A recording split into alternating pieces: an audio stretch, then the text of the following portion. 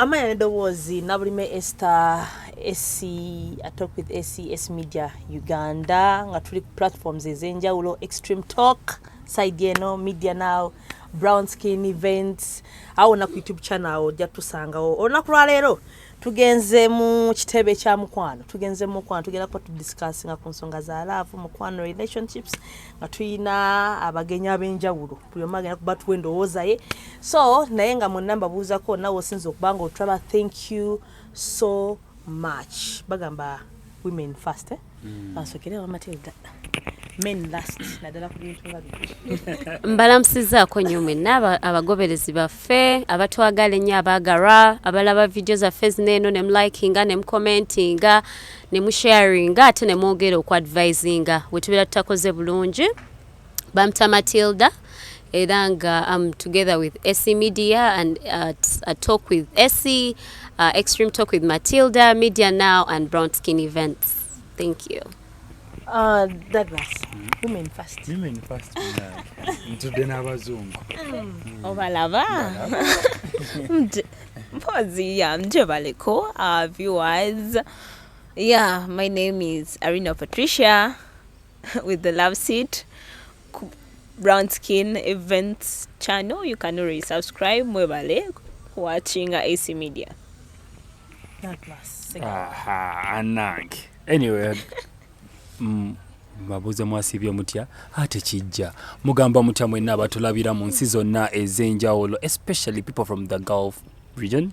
Wala abali Saudi, thank you so much for sharing my work. Thank you so much for subscribing on Media Now UG. I'm Douglas and Namilus, thank you so much. By the way, TikTok, people who are really following me, we are moving.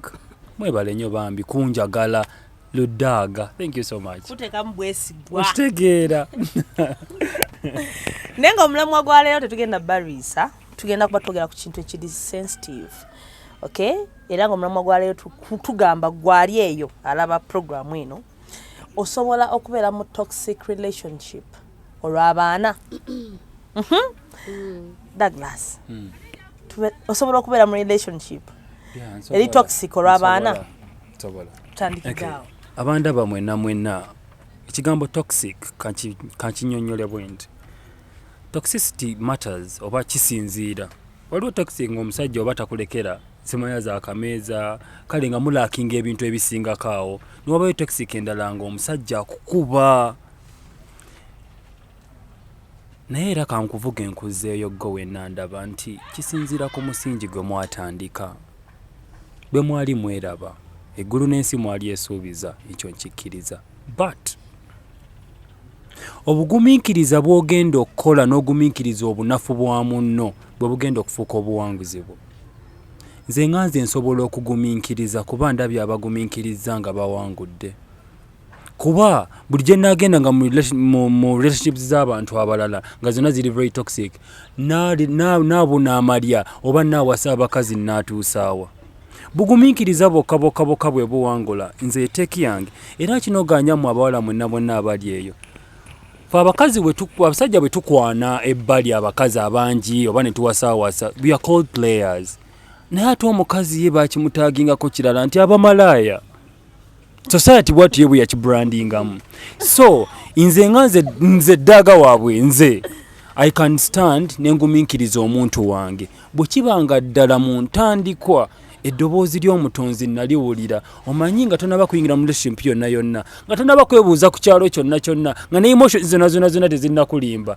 Buuza Katonda wo kyova olaba nkinoganya nnyo ne mbagamba nti teekawo enkolagana wakati wo n'omutonzi wo, sikusindise wa musumba. Kuba bino ebintu bya relationship kambabuulire bwe munaabikuba wunnyo ekifuba mugenda kukakkana mufiiridde bwereere kuba bizibu kutegeera naye Katonda yekka. Ate abakkiriza mwenna kino simanyi bwa nti mwenna mukkiriza nga bwe nzikiriza.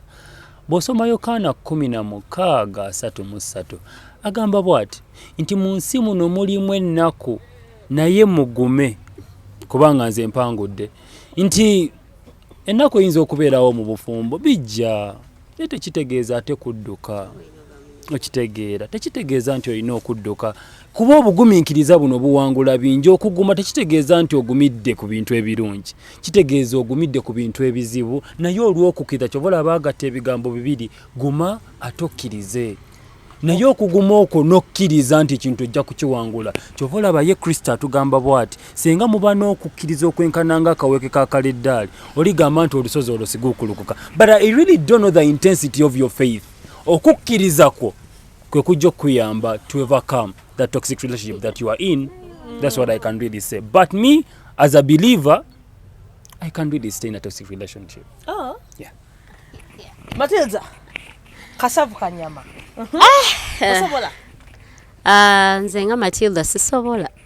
Because I understand toxicity and sigera you describing anga Douglas what you describing nze nti okukuba ogabe kye kirala butakuwaza kameza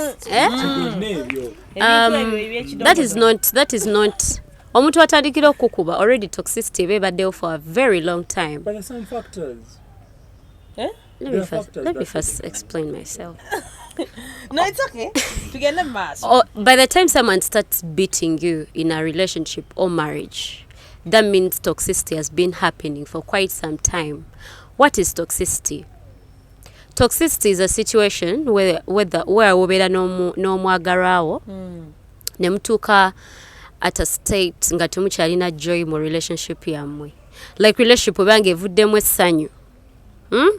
Enaku buli kimu owulira ng'okakae wennyonnyolako nnyo eri patinaawo oli too understanding n'otuuka kati lese oba oli mukyala oba oli mwami n'otuuka ng'owulira nti mwe relationship owulira wennyonnyolako nnyo owulira oli very understanding nga gw'okiwulira muli mutima gwo owulira naye nga omuntu ono mpulira muleetera okulabika nga nze I understanding ennyo ennyo n'owulira nga you're investing in so much energy for that relationship to stay or to keep moving. No toxicity oyinza n'okujja mu ebintu bingi nnyo disrespect disrespect etakoma ng'omuntu takyafaayo ngeri gy'owuliramu okitegeera omuntu okubeera ng'avuma okay toxicity eri mu bintu bingi nnyo but mostly it attacks your emotions nti omuntu ayinza oba takukubye eruyi oba takukubye ekikonde takusambye mugere nenga your emotions you're emotionally drained. I don't know if that abatula muso okutegeera emotionally drained kyekitegeeza nti owulira ng'omwoyo gwo guba gukooye omuntu yena yali abadde mu toxic relationship kyenyogerako kitegeera n'owulira nga omuntu omulabako bulabi bw'oti emirembe ne gikuggwako bw'akugamba nti siriwe waka n'osanyuka nnyo bw'akugamba oba okitaba munaaga atulaba bwakugamba nti by the way sigenda oba munange tembeera mwenanga ajja kulabako lwakugambe nti ajja n'owulira ng'emembe gikuweddeko n'otandika okukola all sorts of excuses mubeera already kati mwayingira toxicity omuntu tokyamufuna mu ssanyu ate nga relationship eri healthy muba mulina okubeera mu ssanyu. Nze kati ng'omuwala omuto akyalina ebirooto eby'amaanyi akyayagala okukola okufuna n'okutegekera abaana bange sirinza kubeera mu toxic relationship kubanga mu toxic relationship temubeeramu support. Toxic relationship mubeeramu a lot of negativity nti newonobeera ogamba patinaawo nti munnange mbadde njagala kutandikawo YouTube channel patinaawo agenda kugamba ebyo tebikola temuli ssente yadde. That is toxicity. Banage toxicity it's really huge, it is so broad. Kankubulire kino Matilda mwabe namwe abandaba ne Matilda wano wali nono omwala ali wano ese soko beeraawo kuba bwe nakuleetamu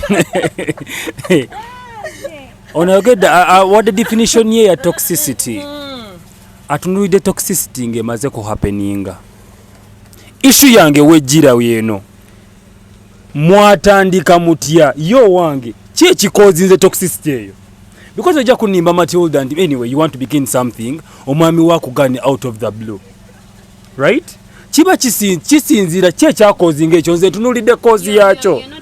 No what I'm trying to mean is this ogambe yagala katugambe yino kintu kyagala okutandika nagambe bitwa bikola tebifuna tebikola ki naye njagala kumanya lwaki ng'anyo okukola ekintu ekyo kyava ku ki. Okay, first bring I explain to you. Douglas, I don't think you're understanding what they meant by toxicity. toxicity tewali muntu afuna toxicity at the beginning of a relationship oba kitegeera taliyo omusajja gwe nakukwana listen when you're starting a relationship you cannot see any toxicity usually happens to people nga badde n'omuntu for quite some time katugambe at a stage where you're learning someone oba kiraba kubanga sigenda togenda are you going to marry me after one day no unless mulina bye mubala naye mubeera nga mwagala obufumbo we mugenda okubeera n'omuntu muwangaale you cannot get married after one day or 2 days. Toxicity. Listen, toxicity is not based on what the causes are. Toxicity omuntu yekenyini abera toxic. Haven't you heard of things? Listen, Douglas, haven't you heard omuntu ate toxicity tell just in relationships, even with friends. I know, yes. Nti obera n'omuntu amolaba nengoma nti no Douglas is a toxic person. Yes. But I think there is a cause. Listen, it's a character to some extent. Nti omuntu omu Jesus. Toxicity is character. Listen to me. I want you. No, listen. I don't, you know why I'm arguing a lot with you. I made enough research before I came for this specific session. You get it? I made research, and when I read about toxicity, they never mentioned anywhere like it is caused by anything. Toxicity is character, it is behavior. What your partner's behaviors are, what your friend's behaviors are. Olizobera mkwano gwange Esther, but your behavior is toxic to me. Oli abusive, ovuma buli muntu akuyitako, oli negative. That is toxicity. You go do research. I'm not speaking out of excitement because I made enough research about this. Okay. And when I read about, because I wanted to come when I understand exactly what you're going to be talking about, and I could relate on it. So toxicity is not about simanya gundi yankubiyete wampadeza kameza. There are women like me ngeza kameza. That's not a reason for me to say I'm in a toxic relationship. I work. You know, if you can cater for the other things. Ezo kamezanga, it's really I've been in a relationship with my ex. Still muntu aleka sente za kameza waka. But there is no day we ever fought. There is no day I ever felt stressed that my partner doesn't leave money for kameza. Why? He used to do that things. Bena niguze mwe kameza omwe njagala za nyanya. Ngenyanya waka weziri. Njagala za mere. Nga the food is there. So to him yagambanga I don't really think unless he's going to travel very far away from Kampala, but if he was in Kampala, and it was not a problem because and because I was also a working lady, it was never an issue. But toxicity by the time omuntu atukira okukuba oluyi aba yamala dokusanyawo emotionally. So toxicity comes with emotions. Kakati so gatugendeke wa omwana wano tuwulire tulimu bulala muni mulaba but that is not really true. Now I have to, but I have a book. I'll bring you a book. No, that's what I'm going to do. Yes, I'm going to do okay. To me, what I think with toxicity and all that, to me it's a character, and a character can be, you know, coped, or you know, you may grow up. You know, we have seen these people that grown up in a well family, raised up, out of the blue, they change to be gangsters and what. You get it? It's the same way. Maybe by peer influence or what. And back to whatever I was going to say. To me, I could stay. Why?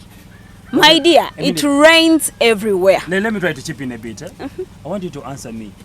Is toxicity relationships, do they actually have causes or not? They all have causes. You can't tell me we are in love, we are okay. Tubadde mukwan, like in the beginning. Tubadde mukwan. And out of the blue, and then netaniko laba, this bad you and negativity jonde there. Chenjagalo gamba everyone there. It rains everywhere. If there is Chris Evans has 2 songs also that married people to listen to. You get it? Olumo alina some song with Shesha Brighton, Olala with some other lady. You get it? Oli agamba nti at least yakomawe waka. There is another song with like no koma otakoma. You get it? You may be here thinking I'm in a toxic relationship with chibi empitamu. Naye nga woli at leastiko. Ovudde no abadde takuba. Just yanyiga n'atalya mmere. My dear ogenda genda eri bagenda kukubirayo. You get it? So it's better to stay where you are. How many times kyogamba owagira omuntu abere mu toxic relationship bamukube paka we banamutta olw'ensonga atya mbunewala bajja mukuba kyogamba okiwagira ekyo kyogambye tulabye abantu bafudde mu toxic relationship. That's what I'm saying. What I'm trying to tell you. No, what I'm trying to tell you. AC, what I'm trying to tell you is this. Toxic has levels and it's different. You get it? When we talk about toxic relationship, buli omu agenda kukuba kuti.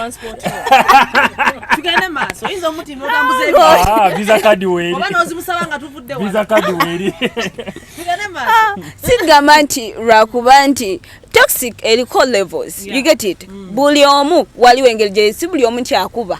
Because waliwo oli nga ye bwanyiga atambula nagina natamina nakomayo akane yebaka n'omwenge gwe takukuba tayombye. You get it?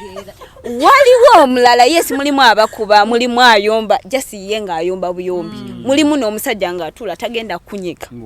You get it? Nanyiga natambula nagenda. You get it? Naye nga you get it? Buli kimu kibaamu the level of toxicity ngawe mujita like that negativity. You get it? But me what I'm saying stay where you are. Kankugamba ogenda vawan. Baby girl. Okay, go on. Ogenda vawan. And you tell yourself nti nze wano omusajja wananga ayomba nnyo kangende. Yes. Let me tell you. You saw the heavens. Mwoyo omuntu nga mutandika. Kiki kulwaki kati olabeeyo. Have you checked wekebedde nga gwe oba gwe si gwe buzibu? Omaze otula wansi before you say even move on. Have you consulted people? At least no ito omuzadde n'omubuuza any elderly person ne mutula wansi n'owulyanga kigani. Because naffe me yes I love my gender so much. Ninaffe waliwo etuvaako newesanga ng'okangudde eddoboozi ku musajjawo out of a blue nakuba oluyi. Let me tell you obogede you get it that no sichikiriza I condemn that by the way no I know no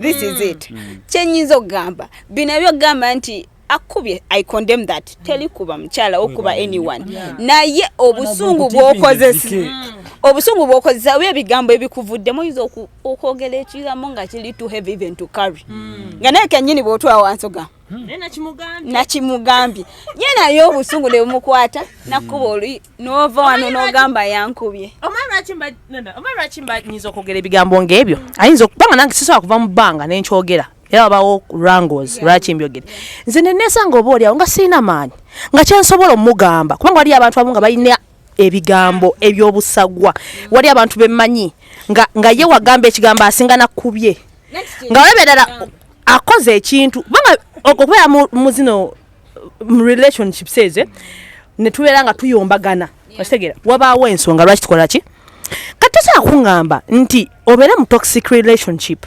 Okay? Actually twabyerabidde n'okubira bye twabadde ku baana omuntu onakube ogambe kambeerewo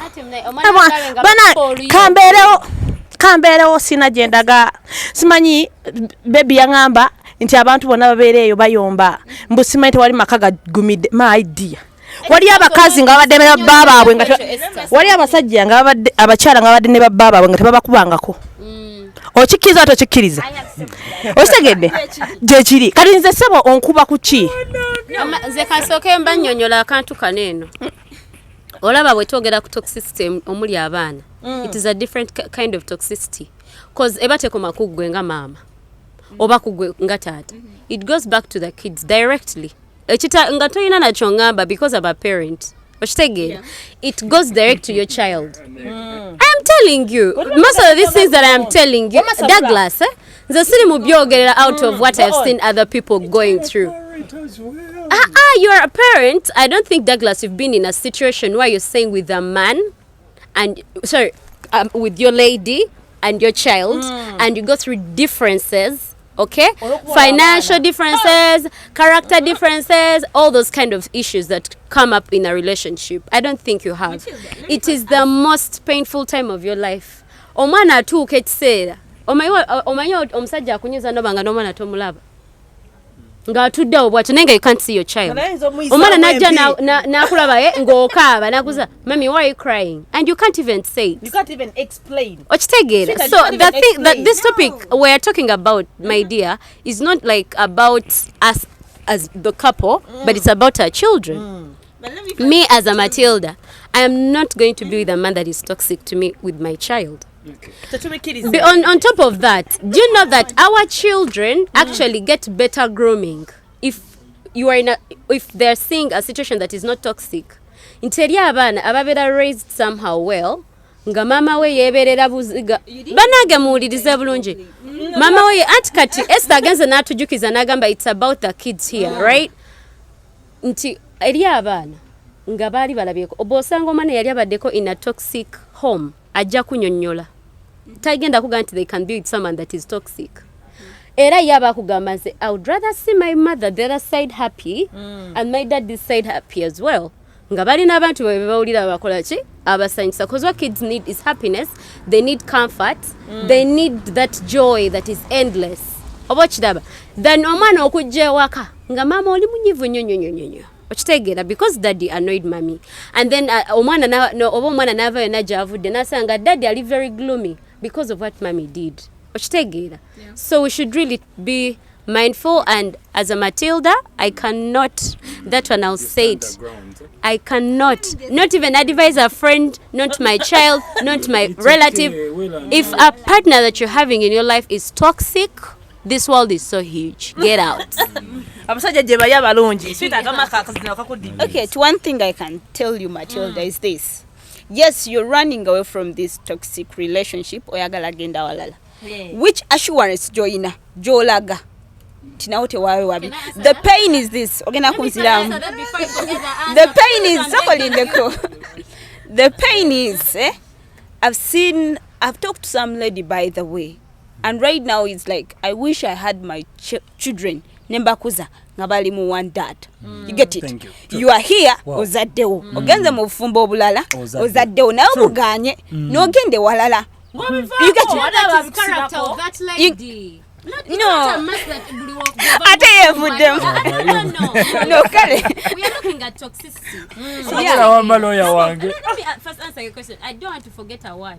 I'm giving you time. You're going to answer this. At least record it somewhere. That's something I'm telling you, that you find yourself ovan niwali, and at the beginning, if you saw this person mulungi jolly, that means there are always issues is coming up, and some people get out of their way. You get it? See, government, yes, people may term by the being toxic. Government, we get issues. Every marriage, every relationship has issues. It's not a bed of roses.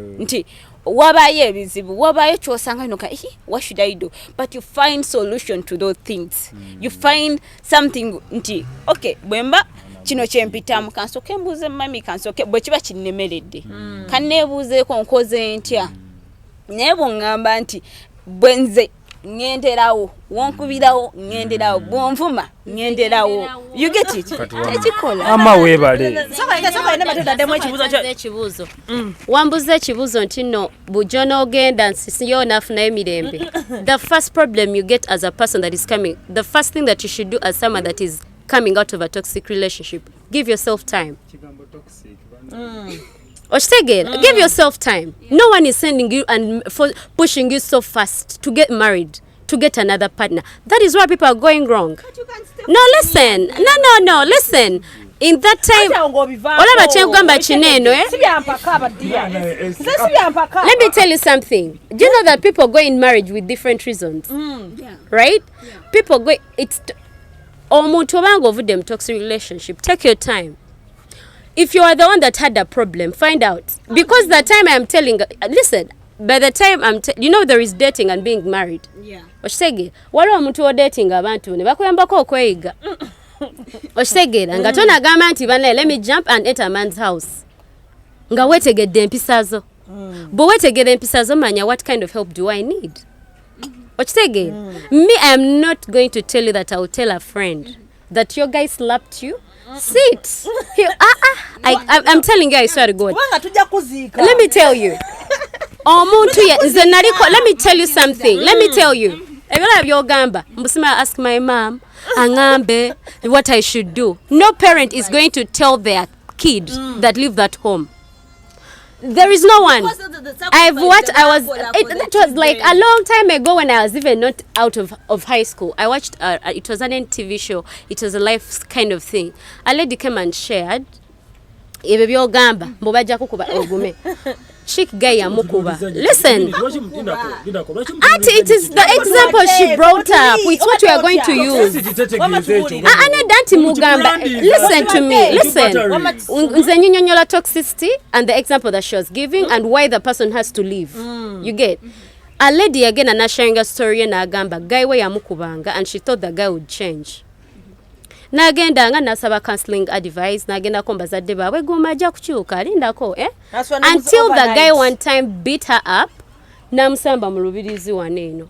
She started bleeding internally and later on she realized she had developed cancer. Listen, nze sagala tugambe bantu bintu bino bitaliyo omukyala natandika okudeveloping cancer within her.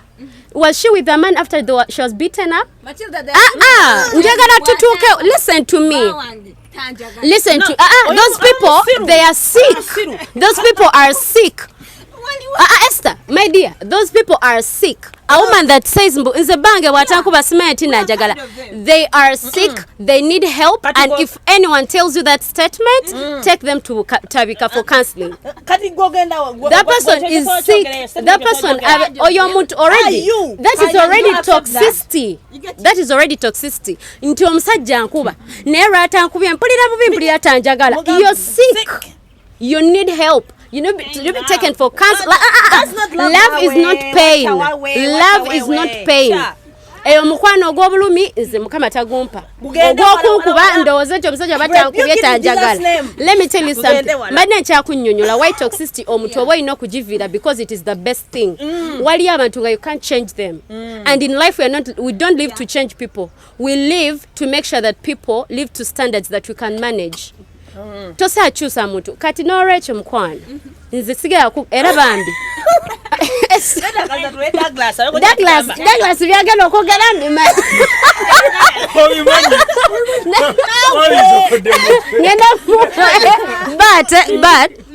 but what was the moral of the story for that lady? Yagazaako nnyo because maybe she didn't want to be shamed by society. Wavudde bufumbo. Guy namukuba namumenya embirizi. Developing a cancer. At the end of that day, bali balina okusonda kawashi bamujjanjabe. She has lost the marriage at the end of that day. How about you get out and when you're still healthy and you can go and make more to yourself, make a lot of money, and you're going to attract a very wonderful, God-fearing, very patient man that is going to understand that this woman that I have gotten, she is full of herself. And this is exactly what I am looking for. Douglas. Leave this thing of beating and whatever battery. You know it and it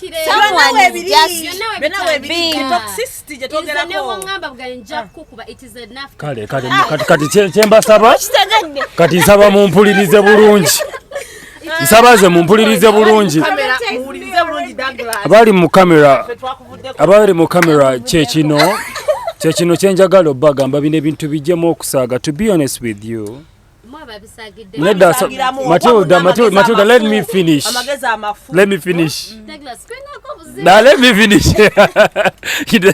Kwa wangambiddewo.